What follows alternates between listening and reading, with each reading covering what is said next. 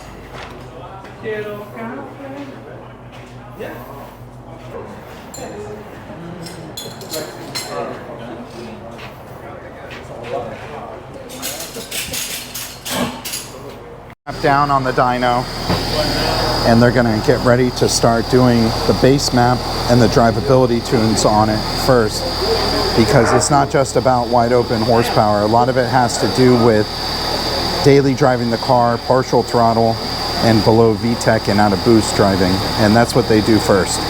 So Javi's going to work his magic, and once he gets that done, we'll start doing some wide open throttle pulls and see how much power she'll make.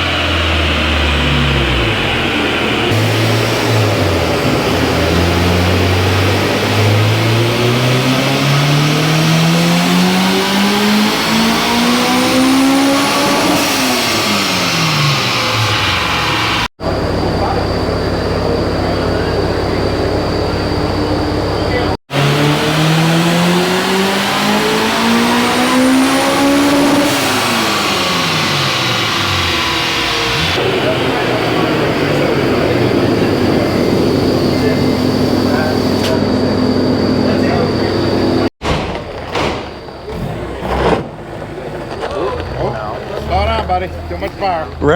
Rally time. I'm down, Speed Racer. Oh, the car came off the dyno, and how much power did it make? 366. 366. And Yeah. so he had turned through some timing at it, Yeah. and wanted to see if he could squeeze some more out of it, and we got to like... We got 375, but then it started knocking. Yeah, so with the knock, that means that we're starting to get detonation. Yeah. And the only way to fix that is to change your fuel, like ethanol, or Right. pull the timing back. Yeah. Or possibly something with injectors or anything. There's fine tuning, but for now, Yeah. it's making safe, reliable power, and that's significant over the stock, which was probably in the 220 range. Yeah, it was estimated around 226 to the wheels before the Kraftwerks kit. So he just bolted on a whole bunch of horsepower, Yeah. and he hasn't driven it yet. Nope. So we'll get some more feedback on that, Definitely. and probably shortly out here. I think Mexico's nearby, right? Yeah, I think it's right around It's the corner. around the corner. I didn't know Mexico was so close in South Yeah. Florida, but you know, we'll definitely let you guys know how it goes. And from over here at STP, this is it for this video. Make sure you guys like, subscribe, and leave comments below. Let us know what you want to know about this, what you think about Brent's car and what we have going on. We have a whole bunch more stuff in line, including finally my car eventually, maybe, if I'm lucky. We'll see. As soon as we get the CRX out, we'll have mine in. We have Brian's car. We have a few more projects in the works, so be sure to stay tuned. All right, guys, so you guys have seen the dyno section. We made very, very good performance-wise increase. We had like about 360-ish horsepower and 230-ish foot-pound of torque. Over stock, I think it was making like 220-ish and 140 foot-pound of torque. So about 140 horsepower increase. That's really, really good. Now, this is my first time getting behind the wheels. Right after we finished up, we didn't want to drive the car. We didn't hurt the car because we didn't know how the car was behaving. So now everything is tuned with hobby tune, and now we're able to get behind the wheel and really see and how this car feel on the actual road. So in just a little bit, I'm gonna get on the highway and we're gonna see how this car performs. There you go.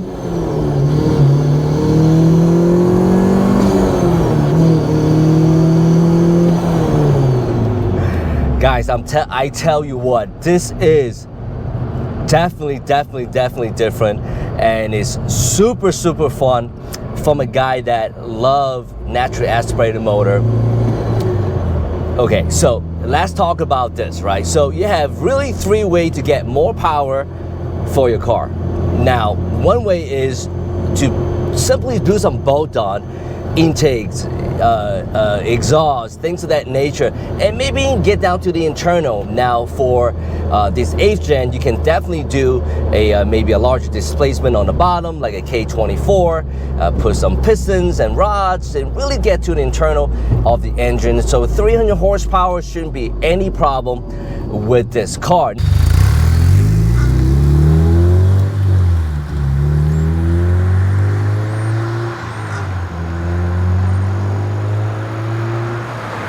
So the second option would be a turbocharger. Now with the turbocharger, you might have some compromises because it depends how big the turbo you want to go with.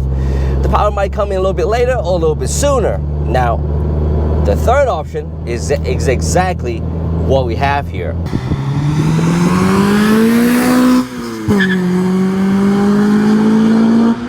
The power come in very linear from the low RPM to high RPM. Very good option for great everyday drive. And I know the owner of this car, Brent, he'll be taking this car to the Tail of the Dragon. This is going to be so much fun.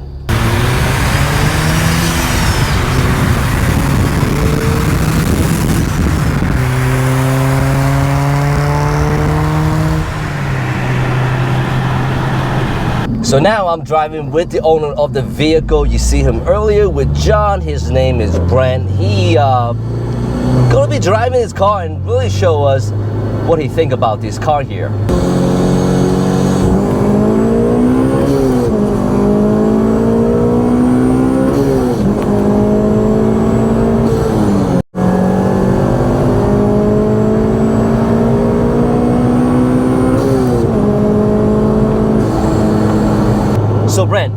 you've been driving this car for the last, I would say, maybe a week or so. What do you like about this new supercharger setup so far?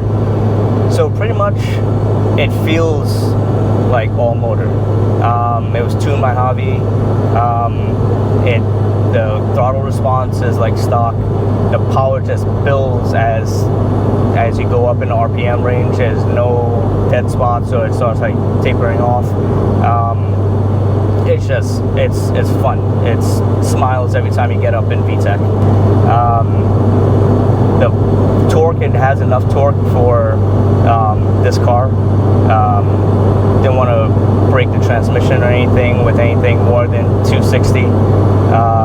So it's fantastic. I love it.